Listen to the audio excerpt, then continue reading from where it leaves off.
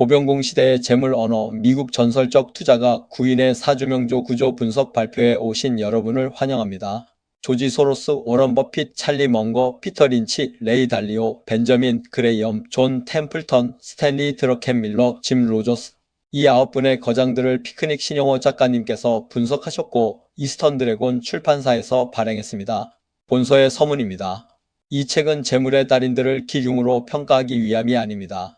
대신 인간의 의식 배선이 화폐와 시장이라는 거대한 상징계 속에서 어떤 공명을 만들어내는지를 들여다보는 정밀 지도라 할 수 있습니다.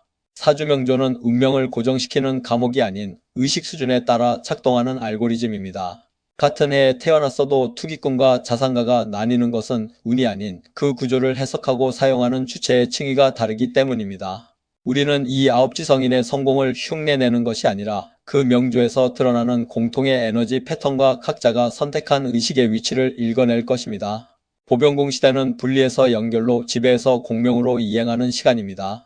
이 전환의 언어로 재물 철학을 다시 쓸 때 우리는 비로소 숫자 너머의 재물을 보게 될 것입니다. 사주명조는 그 번역을 돕는 가장 오래된 사전 중 하나입니다.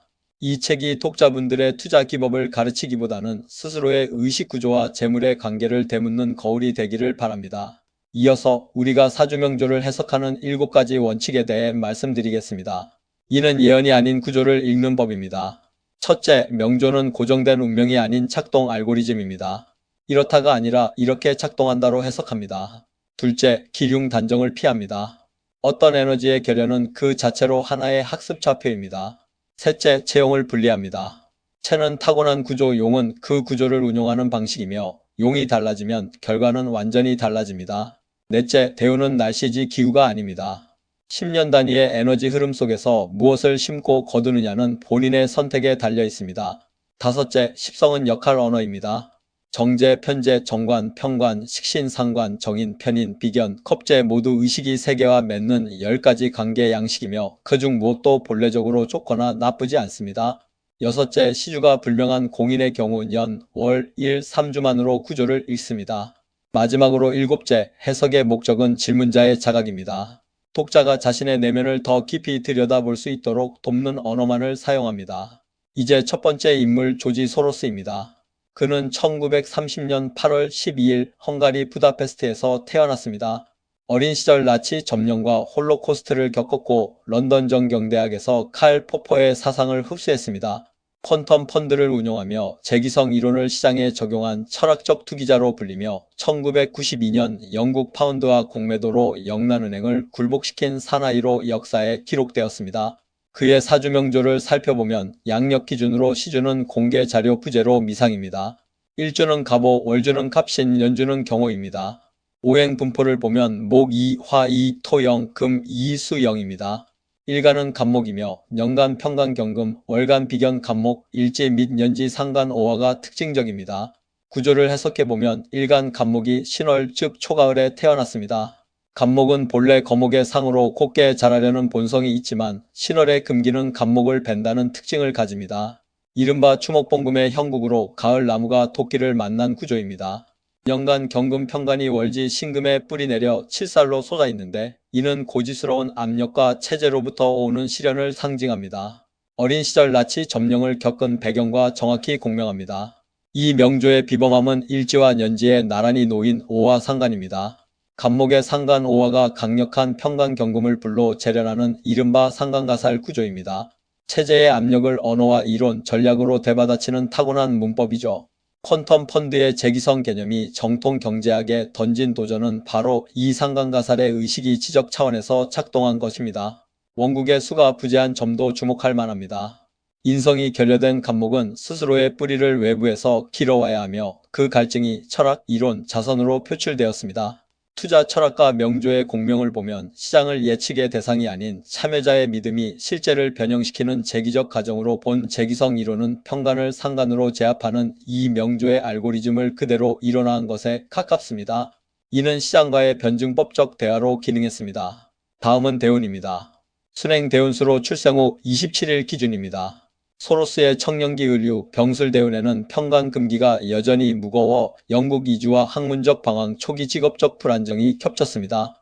정해대운 무렵 퀀텀 펀드의 전신인 더블 이글 펀드를 공동 설립했습니다. 무자 기축대운에는 수기가 비로소 원국에 유입되어 결여되었던 인성을 채웠고 1992년 영국 파운드와 공매도는 기축대운 말기에 해당합니다. 경인대운부터는 시장 전면에서 물러나 철학, 자선, 공적 담론으로 자리를 옮겼습니다. 성찰 질문입니다. 내가 지금 극복하고자 하는 압력의 정체는 무엇인가요? 나는 그 압력을 힘으로 맞받아치고 있는가? 언어와 이론으로 재련하고 있는가요? 두 번째 인물은 워런 버핏입니다. 그는 1930년 8월 30일 미국 네브래스카 오마에서 태어났습니다. 벤저민 그레이엄에게서 가치 투자를 배웠고 1965년 버크셔 해서웨이를 인수한 이후 60년 가까이 이 회사를 복리의 상징으로 키웠습니다. 오마의 현인이라 불리죠. 그의 사주명조를 살펴보면 시주는 미상이며 일주는 임자, 월주는 갑신, 연주는 경호입니다. 오행분포는 목일, 화일, 토영, 금, 이수, 이로 나타납니다. 일간은 임수이며 연간편인 경금, 월간 식신간목, 일지, 겁재, 자수가 특징적입니다. 구조를 해석해보면 일간 임수가 신월에 태어났습니다. 임수는 큰 강, 바다의 상이며 신월은 임수가 장생하는 자리로 체가 자연스러운 자리를 얻었습니다.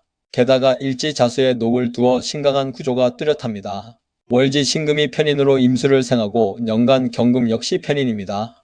편인은 비주류 지식, 직관, 숙고, 고독한 공부를 의미합니다. 어린 시절부터 주식시장과 사업자료를 톡학으로 파고든 습성은 편인의 전형적인 발현이죠.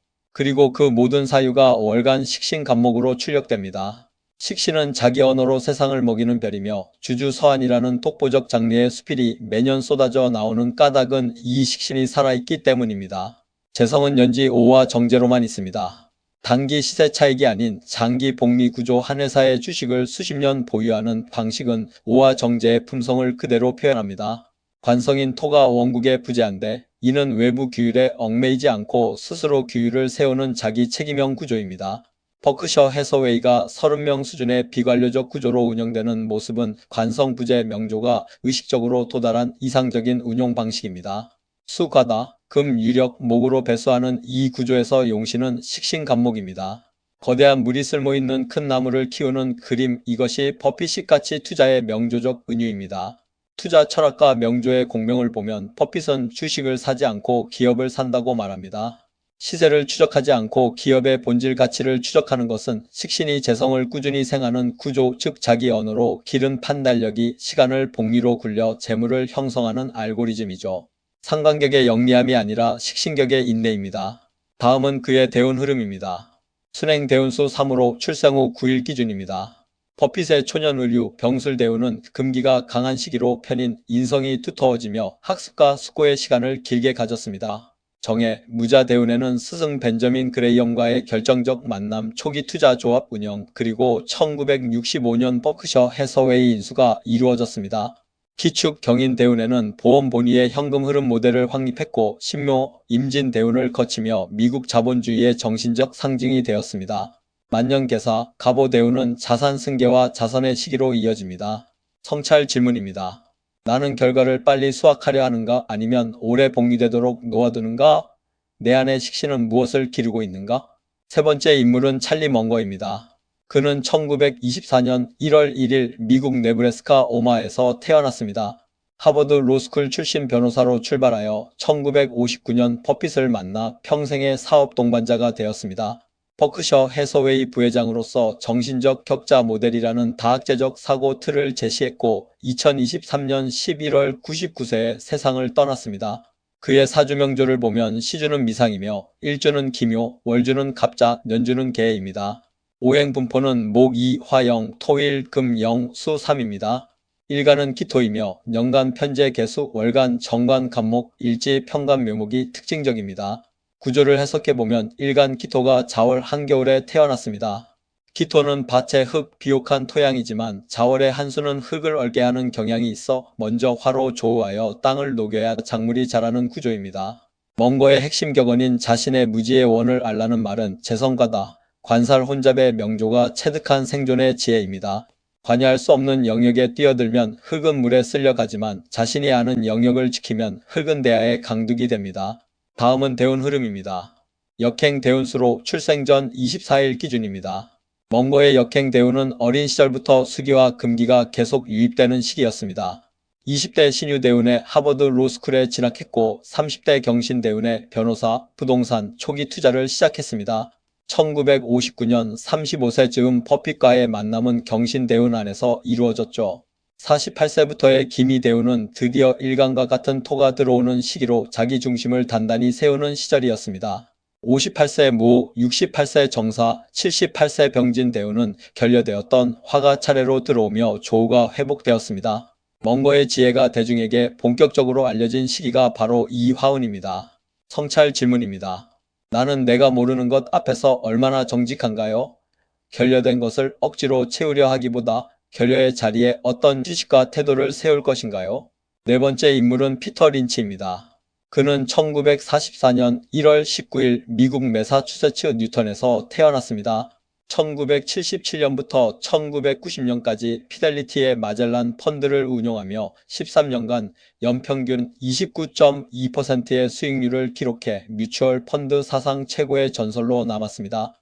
아는 것에 투자하라는 말을 대중화시켰고 46세의 젊은 나이에 은퇴했습니다.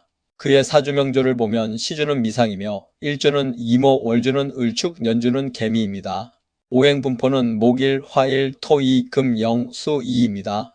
일간은 임수이며 년간 컵재개수, 월간 상간을목, 일지, 정제, 오화가 특징적입니다.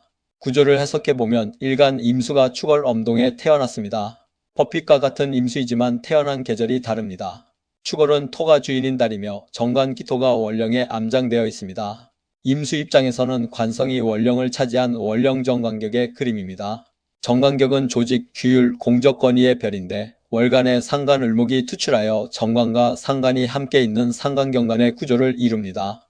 이 구조는 반항적 창의성과 제도 내부의 돌파, 희성의 질서를 재해석하여 새로운 스타를 만들어내는 성향을 가집니다.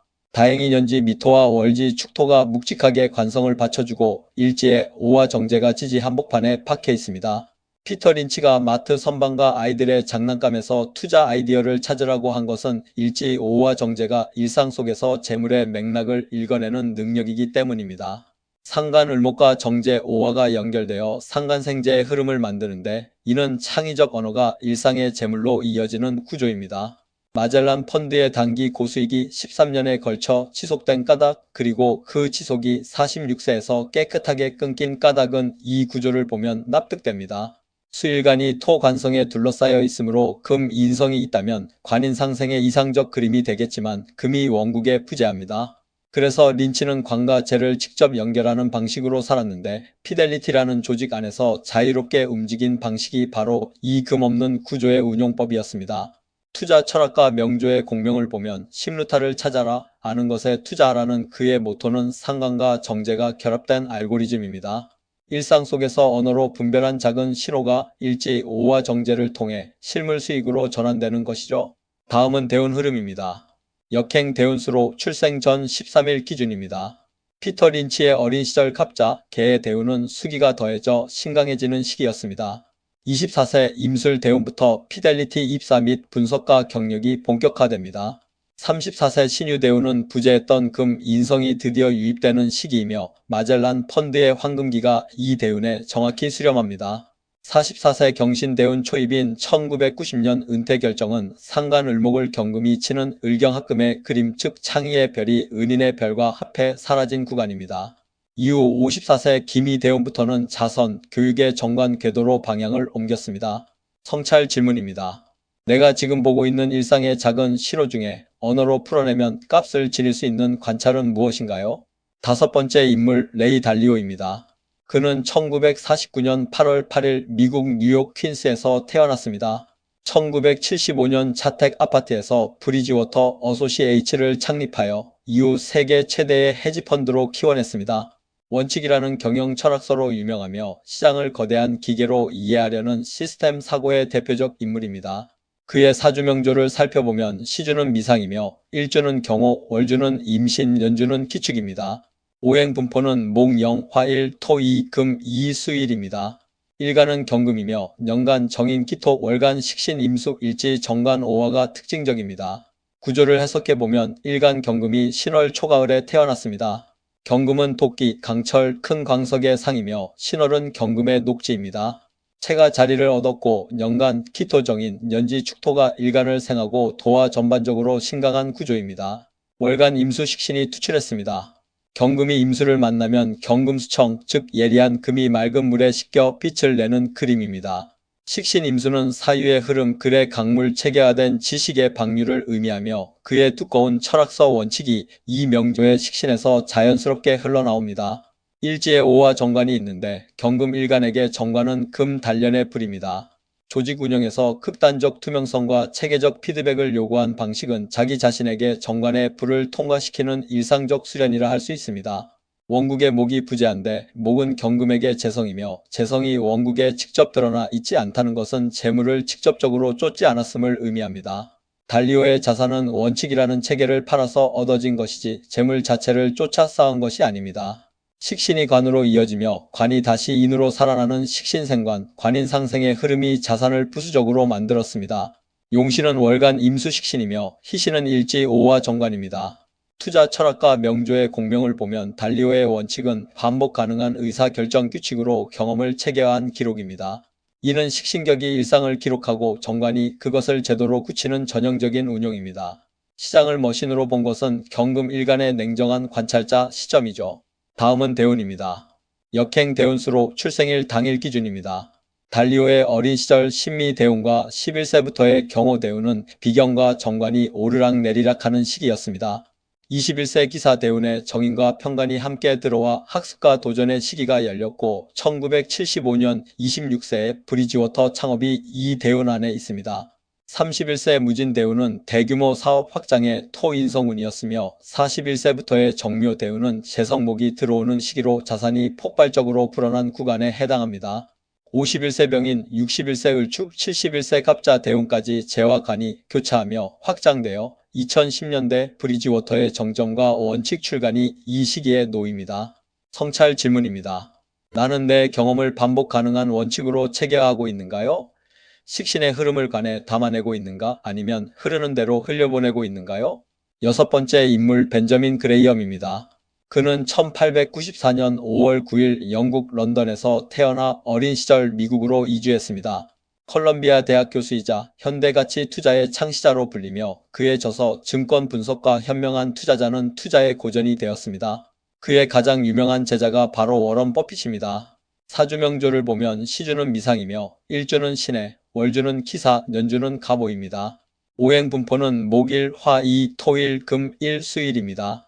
일간은 신금이며 년간 정제 간목, 월간 편인 기토, 일지, 상간 해수가 특징적입니다. 구조 해석입니다. 일간 신금이 4월 초여름에 태어났습니다. 신금은 보석, 세공금, 예리한 작은 금속의 상입니다. 4월은 화가 주인인 달이며 년지 5와 월지 4화가 관성으로 강하게 일간을 극하여 관살이 성하여 신약한 국면입니다. 월간 기토편인이 관살의 길을 설하여 일간을 생해주니 관인상생의 기본 틀이 서 있습니다. 편인은 정통이 아닌 대안적 지식, 숨겨진 원리, 분석의 별입니다. 그레이엄이 본질 가치라는 개념으로 시장의 표면 아래를 읽으려 한 것은 편인의 전형적인 운용이죠.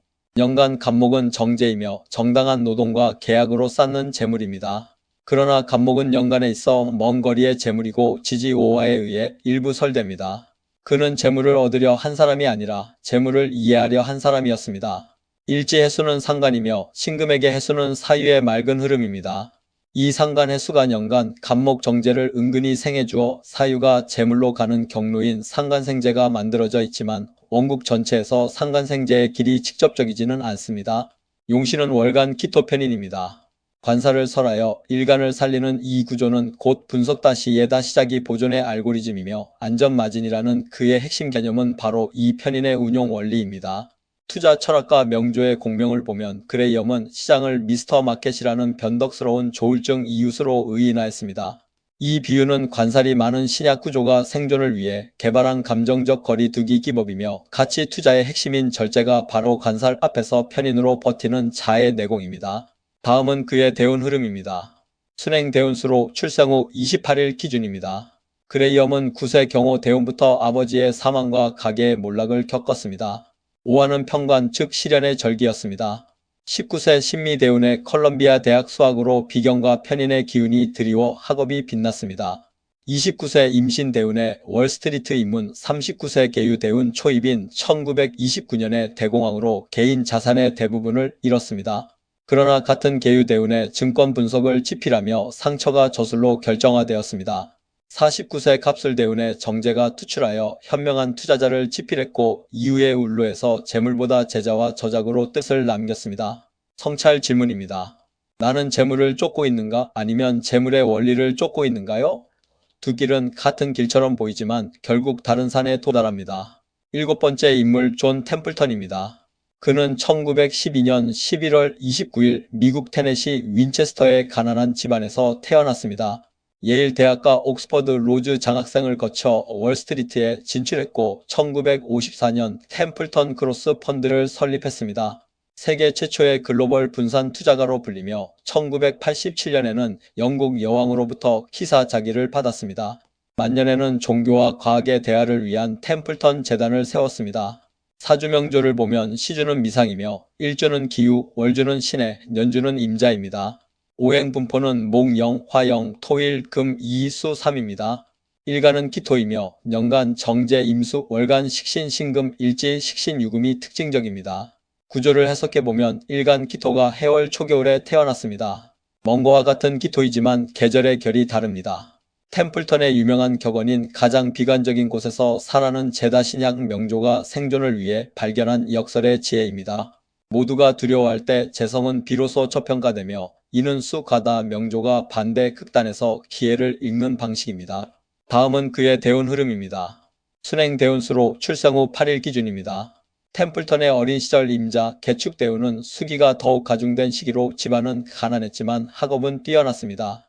23세 갑인 33세 을묘 대운에 관살목이 들어와 사회적 도전과 질서가 세워졌는데 예일, 옥스퍼드, 월스트리트 초기 경력이 이때 이루어졌습니다. 43세 병진 대운에 결여된 화인성이 유입되며 1954년 템플턴 크로스 펀드의 설립이 이 시기입니다. 53세 정사, 63세 무호 대운은 화기가 풍부해지며 전 세계적 명성과 글로벌 펀드의 전성기가 이어졌습니다. 73세 기미 대운의 비견, 인성이 함께 들어와 1987년 키사 자기와 재단 설립 등 만년의 정신적 결실을 거두었습니다. 성찰 질문입니다. 나는 재물의 흐름을 얼마나 넓게 보고 있는가요? 비관의 극에서 기회를 보는 눈은 욕심이 아니라 조용한 감사에서 나오는 것은 아닐까요? 여덟 번째 인물 스탠리 드러켄 밀러입니다.